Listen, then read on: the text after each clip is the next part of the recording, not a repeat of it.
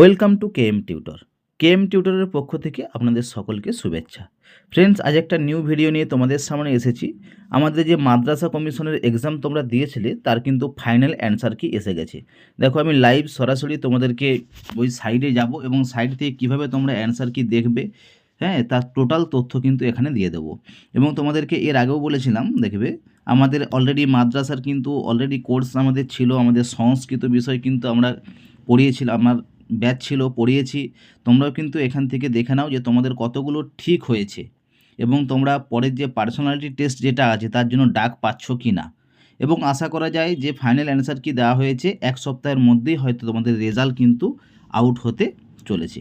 ঠিক আছে, তো দেখো আমরা সরাসরি সাইডে চলে যাব, সাইড থেকে দেখে নেবো। দেখো, তোমরা গুগলে যে অলরেডি লিখবে যে মাদ্রাসা কমিশন অফিসিয়াল ওয়েবসাইট লিখলেই তোমাদের একটা লিঙ্ক খুলে যাবে। দেখো এমএসসি, এখানে যদি তোমরা যাও সরাসরি দেখো এখান থেকে তোমরা দেখতেই পাচ্ছ যে ডিসেম্বর 20, ঠিক আছে। দেখো এটা আমার ডাউনলোড করা ছিল ডিসেম্বর 20-তে যে নোটিশটা এখানে হয়েছে। দেখো, ওয়েস্ট বেঙ্গল মাদ্রাসা সার্ভিস কমিশন, ঠিক আছে, বিকাশ ভবন থেকে।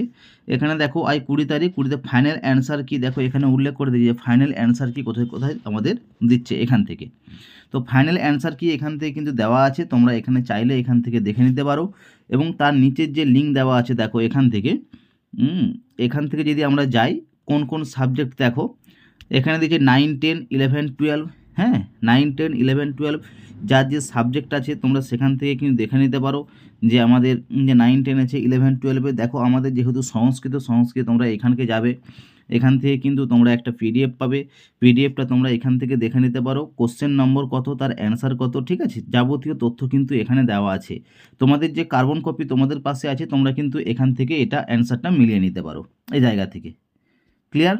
এবং তার সাথে সাথে 9, 10, 11, 12 তার সাথে সাথে কিন্তু আমাদের যে টেট ছিল, অর্থাৎ যেটা টেট ছিল 1, 2, 4 এবং 5 থেকে 8, তারও কিন্তু ফাইনাল অ্যান্সার কি দিয়ে দিয়েছে।